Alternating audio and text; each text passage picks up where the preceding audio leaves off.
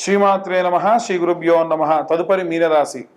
గతంలో మీనరాశి వారు ఎన్నో రకాలైనటువంటి అవరోధాలు దాటుకుంటూ ఏలినాటి శని ప్రభావంలో ఉన్నటువంటి రెండవ దశలో ఉన్నారు.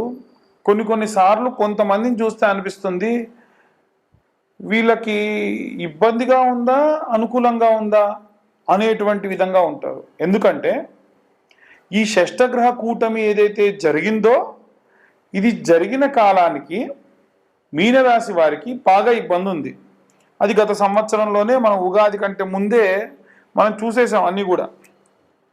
అది ఎలాంటి ఇబ్బందులు ఉంటాయి, ఏమైనా యాక్సిడెంట్ అవ్వచ్చు, హాస్పిటలైజ్డ్ అవ్వచ్చు, స్టిచెస్ పడవచ్చు, ఇవన్నీ గతంలో మనం మాట్లాడుకున్నాం కూడా. ఇవన్నీ జరిగినాయి. ఇప్పుడు ఎలాంటి కాలం అని అంటే శారీరకమైనటువంటి శ్రమ, మానసికమైనటువంటి బాధ ఉంటుంది. ఓకే, దీనికి కూడా పాపం అందరూ సిద్ధపడి రెడీగా ఉన్నారనమాట మీనరాశి వాళ్ళు. ఓకే కమాన్ చూద్దామని. కానీ ఎక్స్పెక్ట్ చేయని విధంగా వీళ్ళు అమ్మాలనుకున్నటువంటి భూమి అమ్ముడుపోవడము, లేదా ఇల్లు అమ్ముడుపోవడము, కాస్త డబ్బు రావడము, అప్పులు తీర్చడము, పిల్లల పేర్ల మీద ఫిక్స్డ్ చేయడము, ఇంట్లో ఉన్నటువంటి బంగారం తాకట్లో ఉంటే తిరిగి తీసుకొచ్చుకోవడము. అంటే ఒక ఎసెట్, ఒక ప్రాపర్టీ సేల్ చేసిన, ఒక ఉద్యోగం మారిన, ఒక ప్రదేశాన్ని విడిచి వెళ్ళిన, మళ్ళీ ఒక చోట చాలా నీట్గా ఒక గోడ కట్టినట్టుగా వీరి యొక్క ప్లానింగ్ అనేది ఉంటుంది. గతంలో మనం చెప్పుకున్నాం మీనరాశి వారికి సంబంధించి ముఖ్యంగా ఈ ఉత్తరాభాద్ర అలాగే రేవతి నక్షత్ర జాతకులకైతే వాళ్ళు ఎంత పెద్ద ప్లానింగ్ గీసినా అవతల వాడికి బాగుంటుంది కానీ వీళ్ళకి బాగోదు. కానీ ఈసారి ఇంటి యజమాని స్థానంలో కానీ, ఇంట్లో ఉన్నటువంటి గృహిణి స్థానంలో కానీ, విద్యార్థి దశలో ఉన్న వారికి కానీ అందరికీ కూడా వీరు ఎలాంటి ప్లానింగ్ గీసినా ఆ ప్లానింగ్ 90% ఇంప్లిమెంట్ అవుతుంది.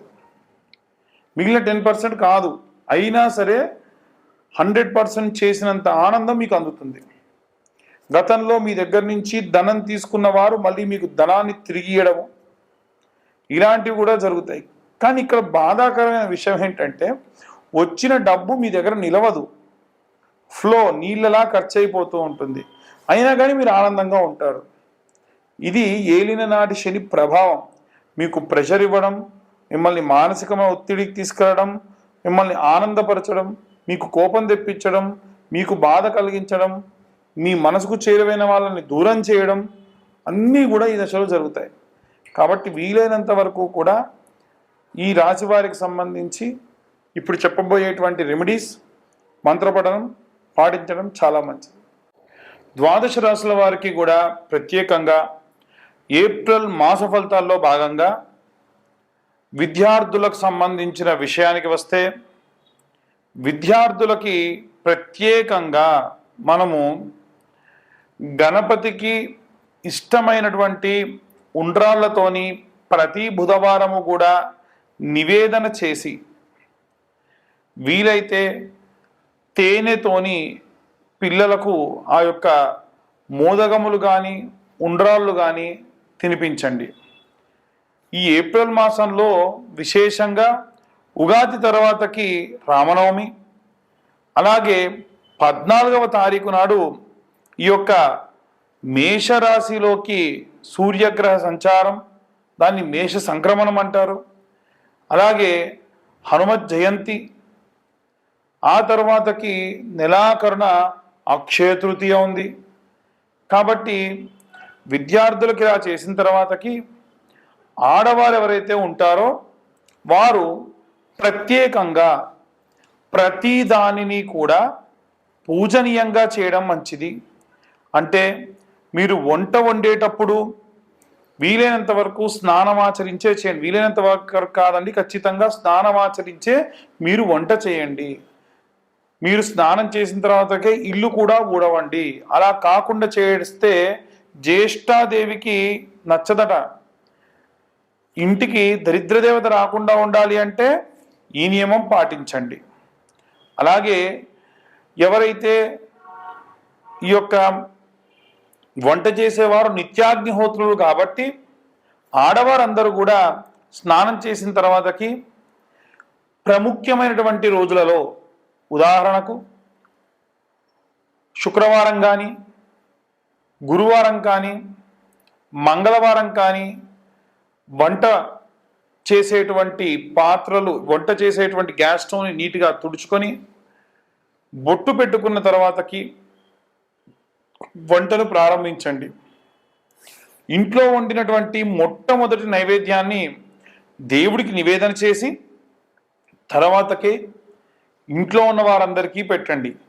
వీలైతే పూర్తిగా వండినటువంటి అన్నం గిన్నెని తీసుకెళ్ళి దేవుడి దగ్గర పెట్టి కాస్తంత నెయ్యి వేసి చిటికెడు ఉప్పు వేసి దేవుడికి నివేదన చేసిన తర్వాతకే ఇంటిల్లిపాది తీసుకోండి.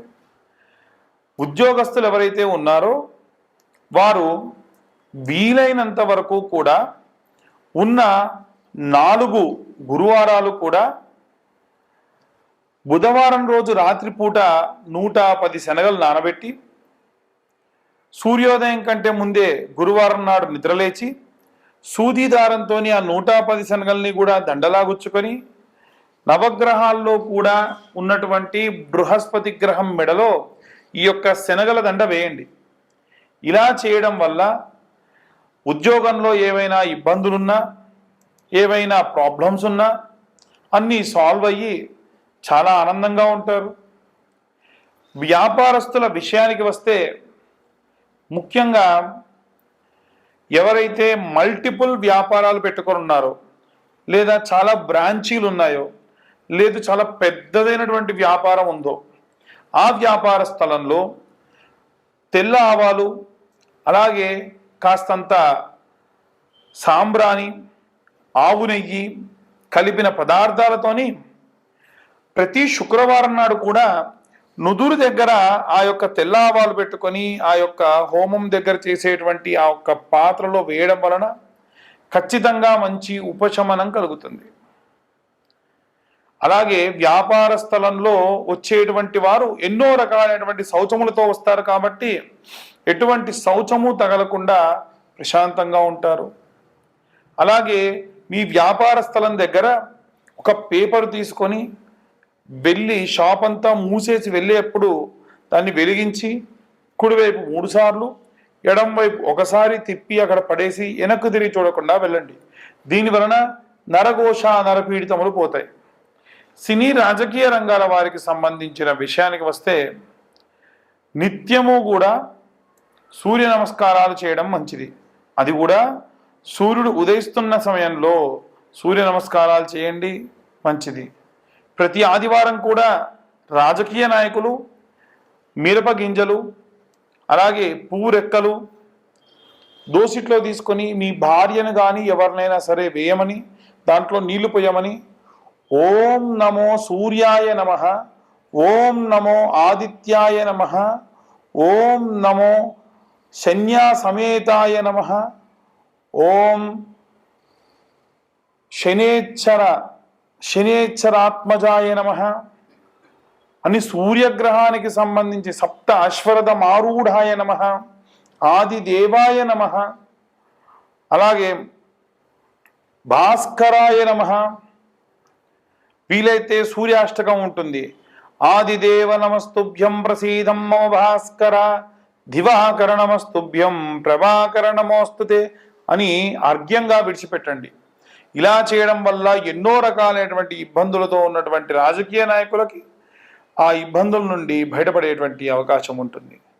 అలాగే సినీ రంగంలో ఉన్నటువంటి వారు ప్రత్యేకంగా ప్రతి శుక్రవారము కూడా విశేషమైన కుంకుమార్చన, అలాగే 108 నాణెములతో, ఉదాహరణకు మీరు సినీ రంగానికి మీడియా ఫీల్డ్కి సంబంధించిన వారు, మీ స్తోమత మీడియాలో పెద్ద పొజిషన్లో ఉన్న ప్రతి వారము 108 రూపాయలు మీరు అమ్మవారికి సమర్పించదలిస్తే 108 నాణెములు తీసుకెళ్ళండి, రూపాయి కాసులు. ఒక్కో అష్టోత్తరానికి అమ్మవారి దగ్గర ఒక్కొక్క నాణెం పెట్టండి. ఒకవేళ మీ పరిస్థితి కాస్త మెండుగా ఉంటే 5 రూపాయల నాణెం పెట్టండి. ఇలా చేయడం వల్ల కూడా మీకు చాలా ధనలాభం కలుగుతుంది. మహాలక్ష్మీదేవిని నిత్యమర్చించేటువంటి శుక్రాచార్యుడి యొక్క ప్రతీతి కాబట్టి మీకు సినీ రంగంలో అద్భుతమైనటువంటి కాలం అని చెప్పచ్చు. అలాగే ఎవరైతే వివాహం కోసం ఎదురు చూస్తూ ఉన్నారో ఈ యొక్క ఏప్రిల్ మాసంలో 7వ తారీఖున, 14వ తారీఖున, 21వ తారీఖున, 28వ తారీఖున అమ్మాయిల కోసం వరపాశుపతము, అబ్బాయిల కోసం కన్యాపాశుపతము, రుద్రాభిషేకం హోమం చేయడం జరుగుతుంది. సామూహికంగా జరిగేది కాదండి. ఎవరు ముందు కాల్ చేసి బుక్ చేసుకుంటారో వారి వరకు మాత్రమే ఆ రోజున ఈ యొక్క పూజాధికృతం ఉంటుంది. హోమం మాత్రం ఎవరైనా ఇద్దరుంటే కూర్చుండబెట్టి చేయించడం జరుగుతుంది. అలాగే ఎవరైతే ఈ యొక్క విదేశాలకు వెళ్ళాలనుకుంటూ ఉన్నారో వారు దుర్గా కవచంతో అమ్మవారిని అర్చించి ఆ కుంకుమ దగ్గర పెట్టుకొని వెళ్ళడం మంచిది. అలాగే ఎవరైతే రైతులు, సినీ రాజకీయ రంగాల వారితో పాటుగా రైతులు, కుల వృత్తులు, చేతి వృత్తులు చేసేటువంటి వారు సుబ్రహ్మణ్యేశ్వర స్వామికి అభిషేకం చేయించి ఆ అభిషేకం చేసి పడినటువంటి ఆ పాలని, నీటిని తీసుకొని వెళ్ళి మీ పొలంలో చల్లుకోవడం వల్ల విశేషమైనటువంటి ఆ యొక్క భూ సమృద్ధి కలుగుతుంది. అలాగే పిల్లల దగ్గర లేకుండా వృద్ధాప్యంలో ఉన్నటువంటి వారికి 5 సోమవారాల పాటు కొబ్బరి బొండా కొట్టి ఆ నీళ్ళు అలాగే తీసుకొని వెళ్ళి శివుడి పైన మీ చేతితోనే అభిషేకం చేయడం వలన శారీరకమైనటువంటి బాధలు, రుగ్మతల నుండి దూరం అవుతారు. ఇక అందరూ కూడా విశేషంగా సంపెంగ నూనెతో కానీ, విప్ప నూనెతో కానీ, అలాగే ఆముదంతో కానీ, నువ్వుల నూనెతో కానీ, ఆవు నెయ్యితో కానీ, కొబ్బరి నూనెతో కానీ, గానుగ నూనెతో కానీ, సన్ఫ్లవర్ ఆయిల్తో కానీ ఇవన్నీ కలిపిన వాటితోనైనా సరే దీపారాధన చేయడం మంచిది. నిత్యం ఉదయం ప్రాతకాలంలో అలాగే ఈ సాయం సమయంలో కూడా ఈ యొక్క దీపారాధన చేయడం వల్ల విశేషమైనటువంటి ఇంటికి ఉన్నటువంటి పీడితములు పోతాయి. ఈ యొక్క రెమెడీస్ అందరూ పాటించి ఎంతో సుభిక్షంగా ఉండాలని కోరుకుంటున్నాను. ఎవరైనా జాతకం కోసం కావాలి అంటే కింద ఉన్న నెంబర్కి మీ యొక్క డీటెయిల్స్, పేరు, డేట్ ఆఫ్ బర్త్, టైం పంపించండి. 2025 సంవత్సరంలో కేవలం 2025 రూపాయలు మాత్రమే ఛార్జ్ చేయడం జరుగుతుంది. సర్వే జనా సుఖినో భవంతు.